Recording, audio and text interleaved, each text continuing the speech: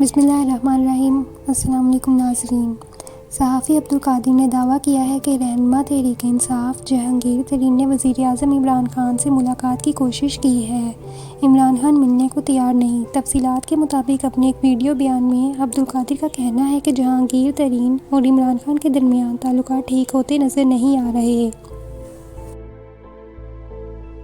رہنما تحریک انصاف جہانگیر ترین نے عمران خان سے ملاقات کی کوشش کی۔ جہانگیر ترین عمران خان سے تفصیلی بات کرنا چاہتے تھے تاکہ خود کو اس سارے معاملے سے کلیئر کر سکیں۔ عمران خان نے ملاقات سے انکار کر دیا۔ عبدالقادر کا کہنا ہے کہ تحریک انصاف کا کوئی رہنما کسی چینل پر جہانگیر ترین کے سامنے آنے کو تیار نہیں اور انہیں نظر انداز کر رہے ہیں۔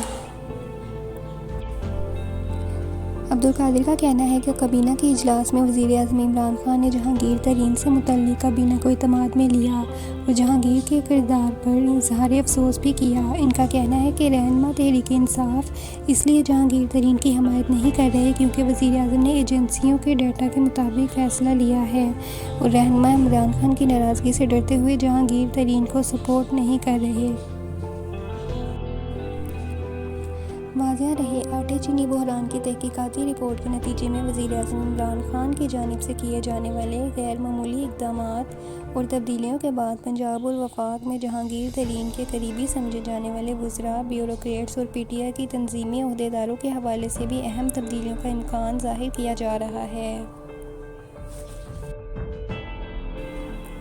اس حوالے سے اینٹی ترین لابی کی جانب سے وزیر اعظم پر دباؤ بڑھایا جا رہا ہے، جبکہ یہ کوشش بھی کی جا رہی ہے کہ جہانگیر ترین کی جانب سے بنائے گئے 300 ارب روپے مالیت کے وزیر اعظم زرعی ایمرجنسی پروگرام پر نظر ثانی کر کے اس میں ترامیم کرائی جائیں۔ پاکستان تحریک انصاف اور حکومت کے باخبر افراد کا کہنا ہے کہ پی ٹی آئی اور حکومت میں موجود جہانگیر ترین مخالف لابی نے وزیر اعظم عمران خان اور ان کے قریبی حلقوں کو تجویز دی ہے کہ جس طرح جہانگیر ترین نے لابنگ کر کے چینی ایکسپورٹ اور سبسڈی کے فیصلے کرائے اور ویسے ہی انہوں نے اپنے افراد کو اہم حکومتی عہدوں پر تعینات کرایا، لہٰذا ان کو ہٹایا جائے۔ تو فرینڈز، یہ تھی آج کی ویڈیو۔ اگر آپ کو ہماری ویڈیو پسند آئے تو اسے لائک اور شیئر ضرور کیجیے گا۔